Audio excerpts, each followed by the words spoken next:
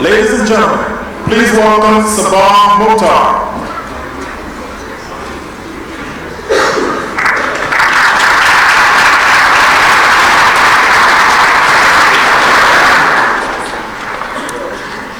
Assalamu alaikum wa rahmatullah. May the peace and mercy of God be with you. My name is Sabah Mukhtar, a biology major on a pre-medical track at the University of Maryland, Baltimore County, with the aspirations to serve our underserved population. In these uncertain times, some of us might find ourselves doubting where we fit in this society. Personally, this visit by our president is an affirmation to all Muslims we are just as American as any other. It's a gesture that invites inclusiveness of all faiths and color. More importantly, it's an assurance for the Muslim American kids constantly bombarded by anti-Islamic rhetoric that they belong. Fortunately, I've had personal interactions that have allowed me to reach a much different perspective than what is normally portrayed on the media. When most see this piece of cloth on my head, I don't automatically get deemed terrorist. Rather, most see me as an individual. My experiences have taught me that most are accepting and believe, regardless of faith, color, or gender, we are all Americans, and as such, we are all obligated to uphold the rights of every individual. Connecting with my community here at ISB allowed me to form my Muslim identity. My journey to where I am today started the first day I decided to wear my hijab as a junior in Pikesville High. I was so nervous to walk down the streets to my bus stop thinking, what will my friends think? That I'm a terrorist? While I did receive a few remarks as such, most were reassuring, like Jake from my bus stop, who nodded at that thing on my head and said, "Hey, that's pretty cool." Never did I feel as though I wasn't part of the community. I was just as American and just another high schooler. Assertions as such are what gave me the confidence to be who I am today. And I strongly believe to a lot of Muslims out there, the appearance of our president in our local mosque today does exactly just that. And personally, reassures me that I, a proud, Black, Muslim, African American, I'm just as American and have the obligation to fulfill my loyalty to my country as any other.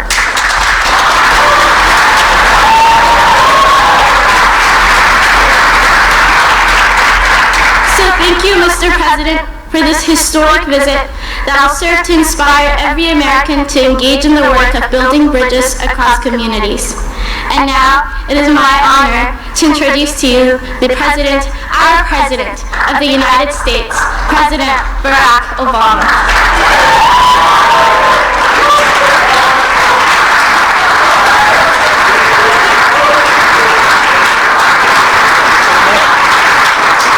Please be seated.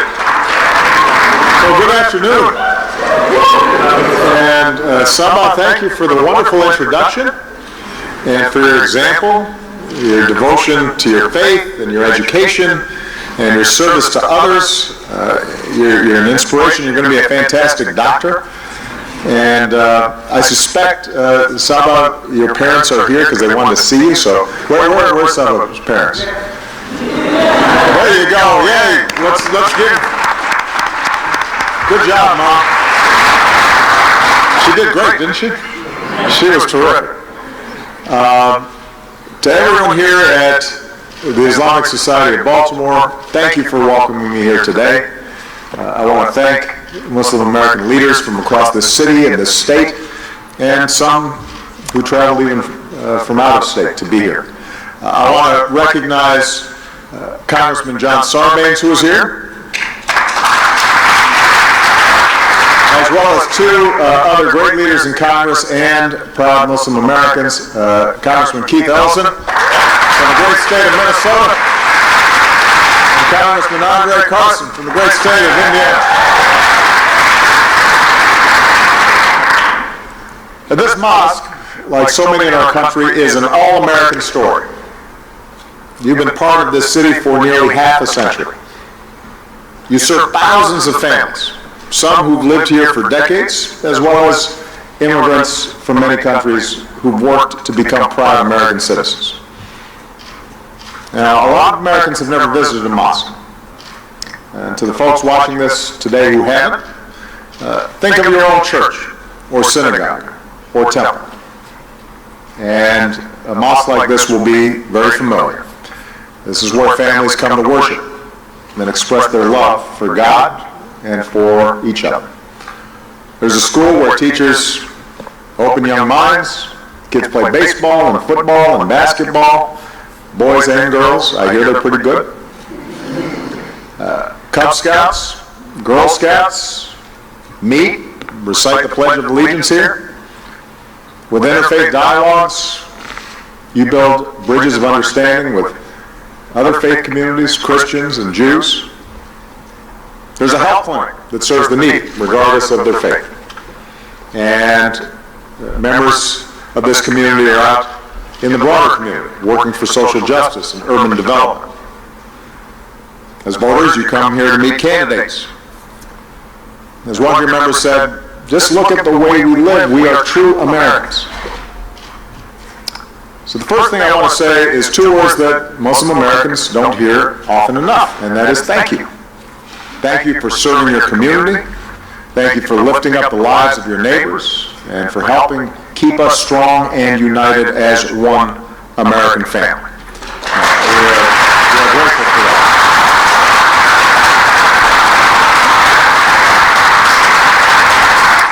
This brings me to the other reason I wanted to come here today. I know that in Muslim communities across our country, this is a time of concern and, frankly, a time of some fear.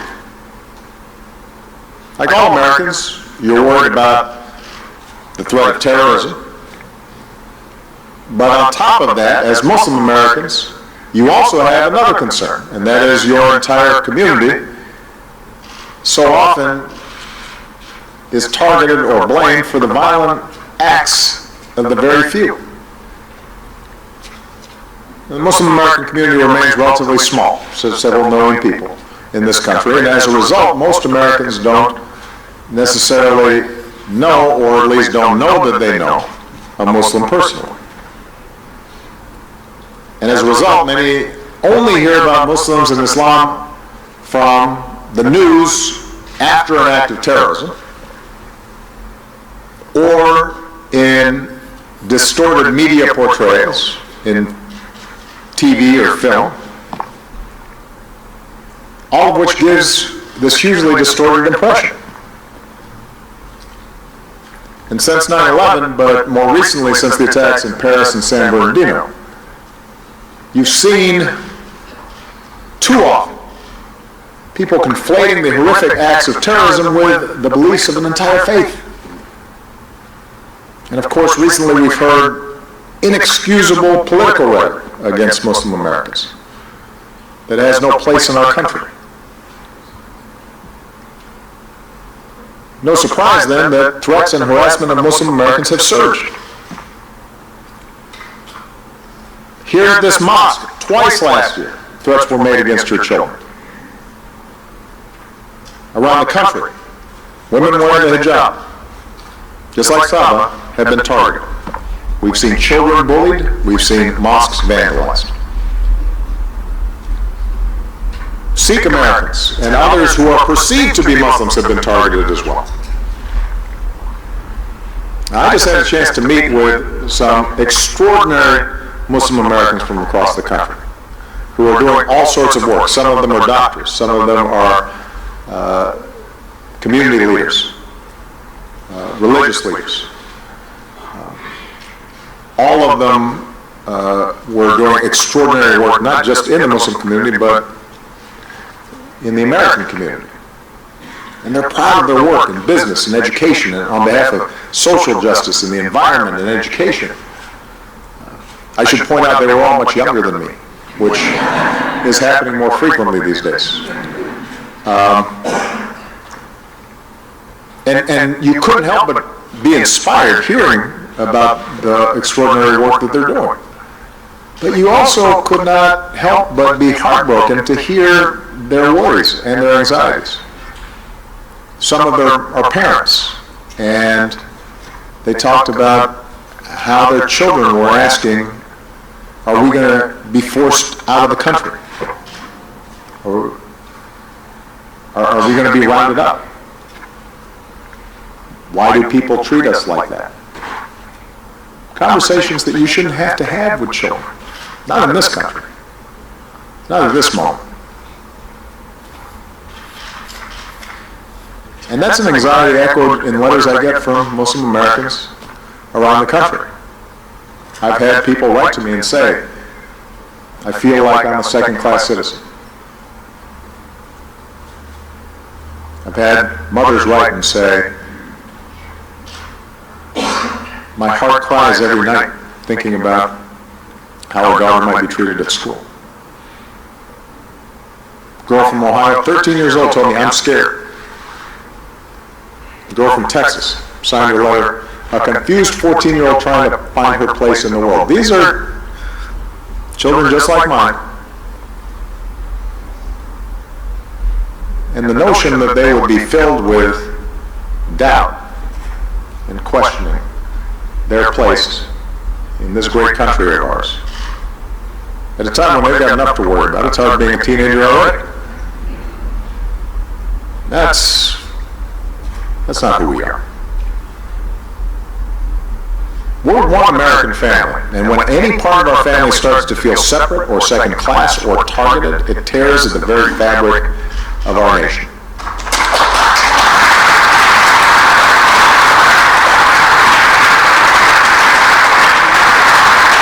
It's a challenge to our values, and that means we have much work to do. We've got to tackle this head on. We have to be honest and clear about it, and we have to speak out. This is a moment when, as Americans, we have to truly listen to each other and learn from each other. And I believe it has to begin with a common understanding of some basic facts. And I express these facts,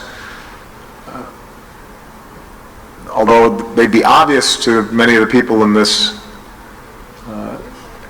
place, because unfortunately it's not facts that are communicated on a regular basis through our media. So let's start with this fact. For more than 1,000 years, people have been drawn to Islam's message of peace. And the very word itself, Islam, comes from salam, peace. The standard greeting is, Assalamu alaikum, peace be upon you. And like so many faiths, Islam is rooted in a commitment to compassion and mercy and justice and charity. Whoever wants to enter paradise, the Prophet Muhammad taught, let him treat people the way he would love to be treated.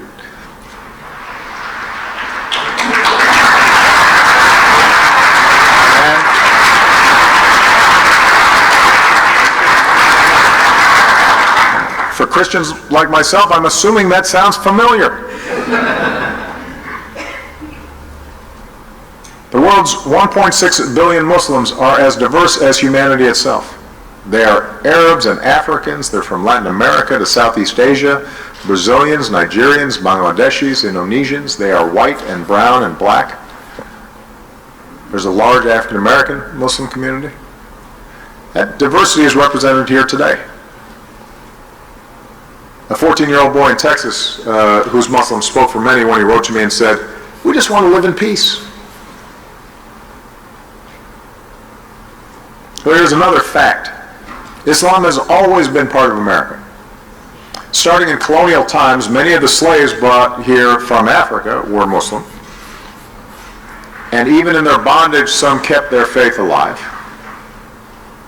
A few even won their freedom and became known to many Americans. And when enshrining the freedom of religion in our Constitution and our Bill of Rights, our founders meant what they said when they said it applied to all religions. You know, back then Muslims were often called Mohammedans. And Thomas Jefferson explained that the Virginia Statute for Religious Freedom, he wrote, was designed to protect all faiths. And I'm quoting Thomas Jefferson now, the Jew and the Gentile, the Christian and the Mohammedan.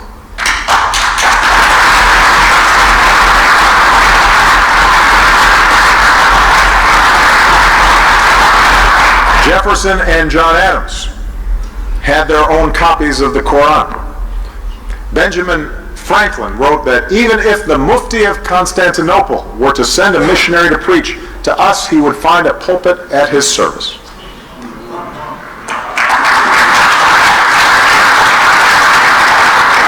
So this is not a new thing. Generations of Muslim Americans helped to build our nation. They were part of the flow of immigrants who became farmers and merchants. They built America's first mosque, surprisingly enough, in North Dakota. America's oldest surviving mosque is in Iowa. The first Islamic center in New York City was built in the 1890s. Muslim Americans worked on Henry Ford's assembly line, cranking out cars. A Muslim American designed the skyscrapers of Chicago. In 1957, when dedicating the Islamic Center in Washington, D.C., President Eisenhower said, "I should like to assure you, my Islamic friends, that under the American Constitution and in American hearts, this place of worship is just as welcome as any other religion."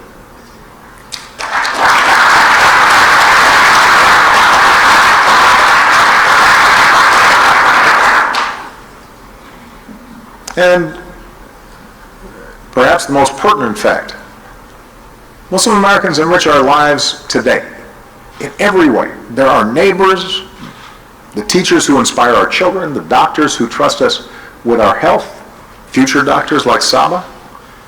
They're scientists who win Nobel Prizes, young entrepreneurs who are creating new technologies that we use all the time. They're the sports heroes we cheer for, like Muhammad Ali and Kareem Abdul-Jabbar, Hakeem Olajuwon. And by the way, when Team USA marches into the next Olympics, one of the Americans waving the red, white, and blue will be a fencing champion wearing her hijab. Ibtihad Muhammad, who is here today, stand up. Come on, Lord.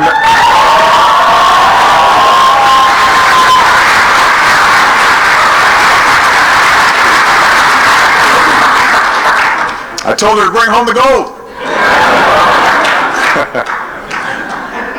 Not to put any pressure on. Muslim Americans keep us safe. They're our police and our firefighters. They're in Homeland Security, in our intelligence community. They serve honorably in our armed forces, meaning they fight and bleed and die for our freedom. Some rest in Arlington National Cemetery.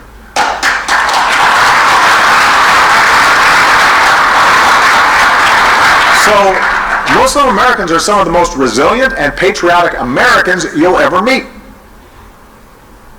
We're honored to have some of our proud Muslim American service members here today. Please stand if you're here, and we can thank you for our service.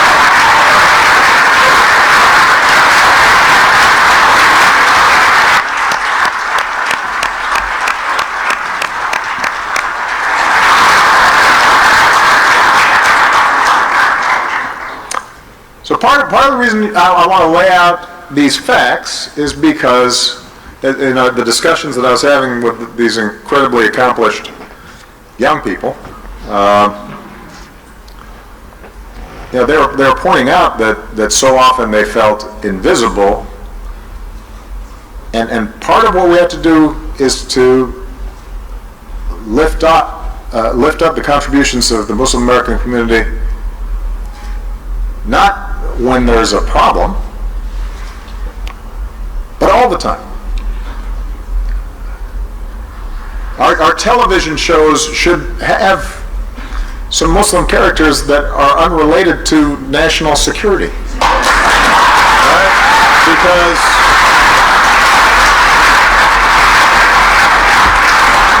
it's not that hard to do. Now, there was a time when there were no black people on television.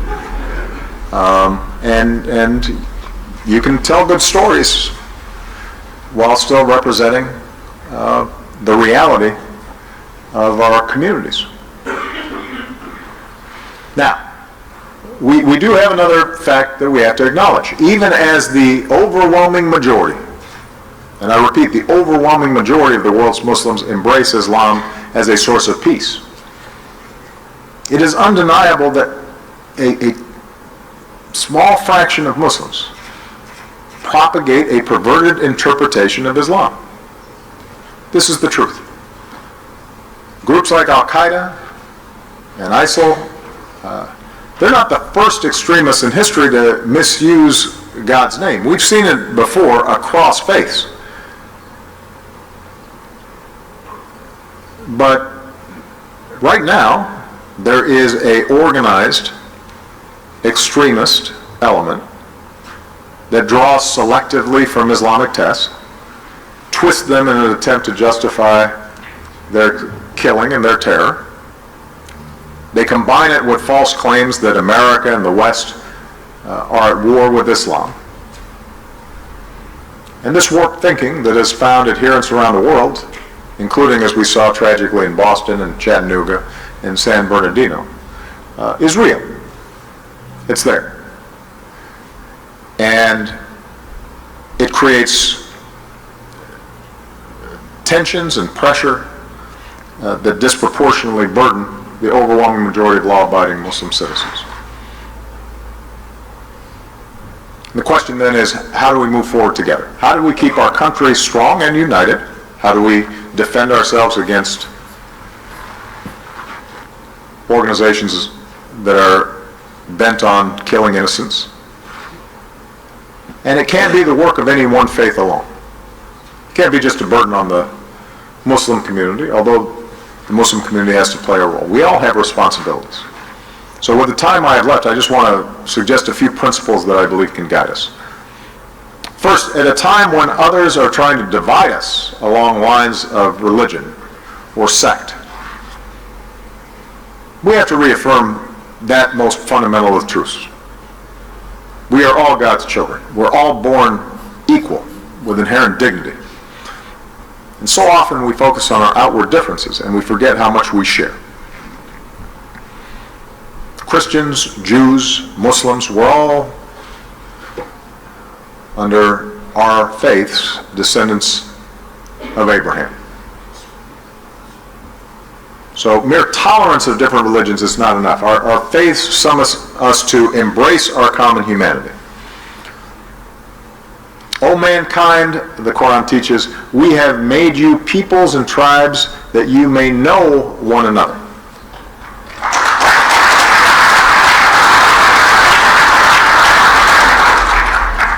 So all of us have the task of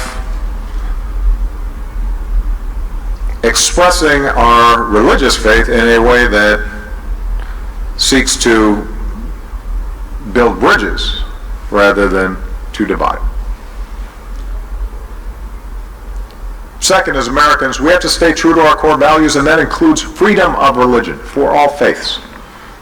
I already mentioned our founders, like Jefferson, knew that religious liberty is essential not only to protect religion, but because religion helps strengthen our nation. If it is free, if it is not an extension of the state, part of what's happened in the Middle East and North Africa and other places where we see sectarian violence is religion being a tool for another agenda, for power, for control. Freedom of religion helps prevent that. Both ways. Protects religious faiths, protects the state from, or those who want to take over the state from using religious animosity as a tool for their own ends. That doesn't mean that those of us with religious faith should not be involved. We have to be active citizenry. But we have to respect the fact that we have freedom of religion. Remember, many preachers and pastors fought to abolish the evil of slavery. People of faith advocated to improve conditions for workers and ban child labor. Dr. King was joined by people of many faiths challenging us to live up to our ideals. And that civil activism, that civic participation that's the essence of our democracy, it is enhanced by freedom of religion. Now we have to acknowledge that there have been times where we have fallen short of our ideals. By the way, Thomas Jefferson's opponents tried to stir things up by suggesting he was a Muslim. So I was not the first.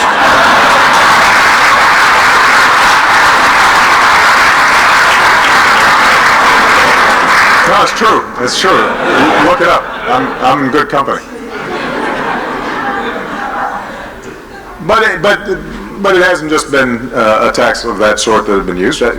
Mormon communities have been attacked throughout our history. Catholics, including most prominently JFK, John F. Kennedy, when he ran for president, was accused of being disloyal. There was a suggestion that he would be taking orders from the Pope as opposed to upholding his constitutional duties. Anti-Semitism in this country has a sad and long history, and Jews were excluded routinely from colleges and professions and from public office. And so, if we're serious about freedom of religion, and I'm speaking now to my fellow Christians who remain the majority in this country, we have to understand an attack on one faith is an attack on all our faiths.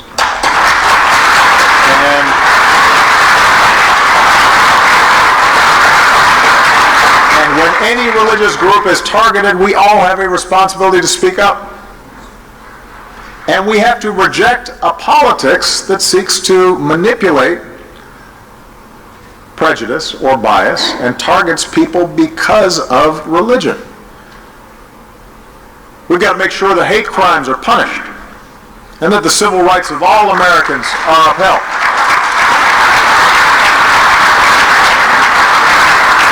And just as faith leaders, including Muslims, must speak out when Christians are persecuted around the world, or when anti-Semitism is on the rise. Because the fact is that there are Christians who are targeted now in the Middle East, despite having been there for centuries. And there are Jews who've lived in places like France for centuries, who now feel obliged to leave because they feel themselves under assault, sometimes by Muslims. We have to be consistent in condemning hateful rhetoric and violence against everyone, and that includes against Muslims here in the United States of America. So, none of us can be silent. We can't be bystanders to bigotry. And together we've got to show that America truly protects all faiths.